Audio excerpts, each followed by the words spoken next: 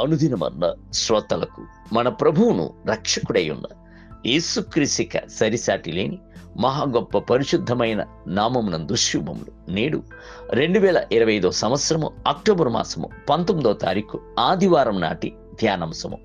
Elisha. మొదటి రాజుల గ్రంథము 19వ అధ్యాయము 16వ వచనమందు ఇజ్రాయేలు వారి మీద నిషి కుమారుడైన యెహూకు పట్టాభిషేకము చేయము. నీ కుమారుగా ప్రవక్తై ఉండుటకు అబెల్మేహోలా వాడైన షాపాతు కుమారుడైన ఎలీషాకు అభిషేకము చేయము. నేడు మనము సంధించబోచున్న దైవజనుడైన ప్రవక్త యొక్క పేరు ఎలీషా.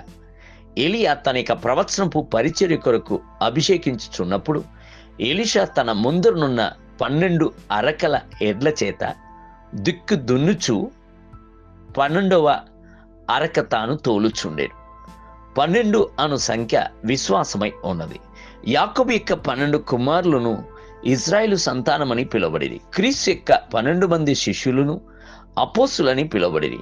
దేవుని బిడ్డలైన మనము మన హృదయమును అను నేలను అపోస్తుల యొక్క ఉపదేశము చేత దున్నవలెను, సాగు చేయవలెను. మీరు మీ యొక్క నియమ నిబంధనల యొక్క మార్గంలో నమ్మకముగాను యథార్థముగాను శ్రమపడినట్లయితే ప్రభు మీకు గొప్ప నూర్పిడిని ఆజ్ఞాపించు. ఏలియాను దున్నుచున్న చేను నేలకే దేవుడు పంపించి ఆయనను వెదకి వచ్చాను. కొద్దిపాటి విషయంలో నమ్మకముగా ఉండినట్లయితే ప్రభు మిమ్ములను అనేక విషయములందు అధికారిగా ఉంచును. ఎలీషా ఏలియా వెంబడి వెళ్ళి అతనికి ఉపచారము చేయిచుండెను. ఏలియా యొక్క చేతుల మీద నీళ్లు పోయిచు వచ్చిన షాపాతు కుమారుడైన ఎలీషా అను పేరును పొందుకొనెను. 2వ రాజుల గ్రంథము 3వ అధ్యాయము 11వ వచనం. చూడుడి, మోషేకు అన్ని విధముల యందును పరిచర్యను ఉపచారమును చేసిన యెహోషువ ఆ తర్వాతి కాలమునందు దేవుని చేత పిలువబడి గొప్ప ఔన్నత్యమును పొందెను. క్రీస్తునకు వెంబడి వెళ్లి పరిచర్యను చేసిన శిష్యులు తర్వాతి కాలమునందు అపోస్తులుగా గొప్ప అద్భుతములను మహత్కార్యములను జరిగించిరి. ఈ సంగతిని గూర్చి యేసు, మీలో ఎవడు గొప్పవాడై ఉండగోరునో వాడు మీ పరిచారకుడై ఉండవలెను, మీలో ఎవడు ముఖ్యుడై ఉండగోరునో వాడు మీ దాసుడై ఉండవలెను అని చెప్పాను.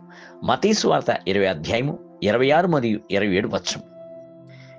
ఏలియా ఎలీషా వద్ద, నేను నీ యొద్ద నుండి తీయబడక మునుపు నీ కొరకు నేనేమి చెయ్యగోరుదునో దాన్ని అడుగుము అని చెప్పాను. అందుకు ఎలీషా, నీకు కలిగి ఉన్న ఆత్మవరములో 2 పాలు నా మీదికి వచ్చినట్లు దయచేయమనెను. మీరును ఆత్మీయ వరములపై దప్పిక కలిగి ఉండుడి. ప్రభు వద్ద దాన్ని వాంఛించి అడుగుడి. ఆత్మీయ వరములు ఉంటేనే ప్రభు కొరకు లేచి ప్రకాశించగలము. వరములు ఉంటేనే ఆత్మలను సంపాదించగలము.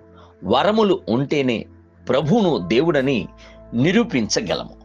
ఆనాడు ఎలీషా 2 పాళ్ళ ఆత్మవరమును పొందుకొనినట్లుగా నేడు మీరు 2 పాళ్ళ వరములను ప్రత్యక్షతను పొందుకొందురు. దేవుని బిడ్డలారా, ఏలియా కలిగిన్న శక్తిని అధికారమును వరమును ప్రభు 2 పాళ్ళుగా ఎలీషాకు అనుగ్రహించెను. పరిచర్య కొనసాగించి జరిగినట్లుగా కృపను కనపరిచెను. ఈ దినములయందు వాటిని మీకును అనుగ్రహించును. నేటి ధ్యానమునకై ప్రేమ కలిగి ఉండుటకు ప్రయాసపడుడి. ఆత్మ సంబంధమైన వరములను ఆసక్తితో ఆపేక్షించుడి. విశేషముగా మీరు ప్రవచన వరమును ఆపేక్షించుడి. కొరింథీయులు రాసిన మొదటి పత్రిక 14వ అధ్యాయము 1వ వచనం. నేటి వేద పఠనము ఉదయము యెషయా గ్రంథము 56, 57 మరియు 58 అధ్యాయములు. సాయంత్రము తెస్సలోనికీయులకు రాసిన 2వ పత్రిక 2వ అధ్యాయము. ప్రభు మిమ్ములను దీవించునుగాక. ఆమేన్.